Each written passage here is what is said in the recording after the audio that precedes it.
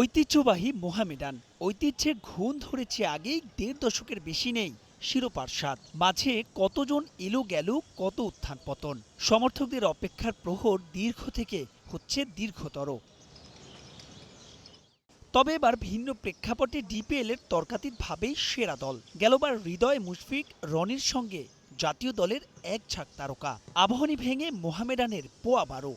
শক্তিশালী দল গোছানোর পাশাপাশি মাঠের অনুশীলনেও আরও এক ধাপ এগিয়ে মতিঝিলের ক্লাবটি। ডিপিএল এর প্রথম দল হিসেবে অনেকটা আগে ভাগেই সোমবার থেকে শুরু প্রস্তুতি। দল গঠনের ক্ষেত্রে অনেক চিন্তাভাবনাও ছিল এখানে, যে অ্যাভেলেবিলিটির একটা ব্যাপার ছিল, কারা কতটুকু অ্যাভেলেবেল থাকবে এবং কারা বেশি সময় দিতে পারবে।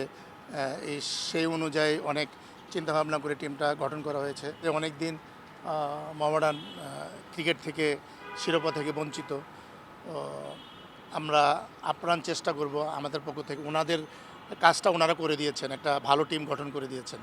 সো বাকিটুকু কাজ আমাদের প্লেয়ারদের, আমরা যারা কোচিং স্টাফ আছি এবং প্লেয়াররা যারা খেলবেন, তারা জিনিসটা নিশ্চয়ই অনুধাবন করবেন যে একটা ট্রফি মোহামেডানকে অনেক দিন পর দেওয়া যায় কিনা।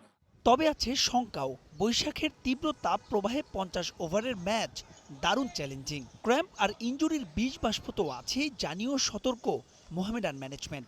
নিজেকে মেনটেন করা এটা অনেক ইম্পর্টেন্ট।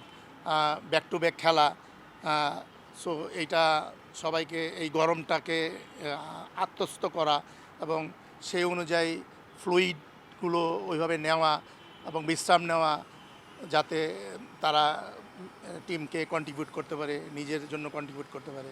গেলবার চমক দেখিয়েছিল খালেদ মাহমুদ সুজনের গুলশান ক্রিকেট ক্লাবও। প্রাইম ব্যাংক, রূপগঞ্জ, অগ্রণী ব্যাংকের মতো দলগুলোকে টপকে তারা হয়েছিল ৪ নম্বর। তবে এবার নিহাত লিটনদের ছেড়ে দিয়েছে তারা। ইয়াং প্লেয়ারদের টিম করা ভালো হন্দ, হয়তো মাঠে গিয়ে বুঝতে পারবো কত ছেলেরা ভালো খেলতেছে।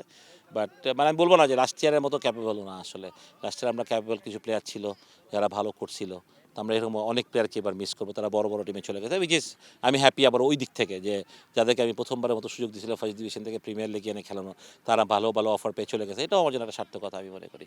৪ মে থেকে শুরু Dhaka premier division cricket league. নিউজিল্যান্ডের বিপক্ষে সিরিজ শেষ হওয়ায় অন্তত প্রথম ২ রাউন্ড খেলবেন জাতীয় দলের সব তারকারা। আর প্রতিদিনই থাকবে ৬টি করে ম্যাচ। মাহবুব রিমন, স্টার নিউজ, ঢাকা।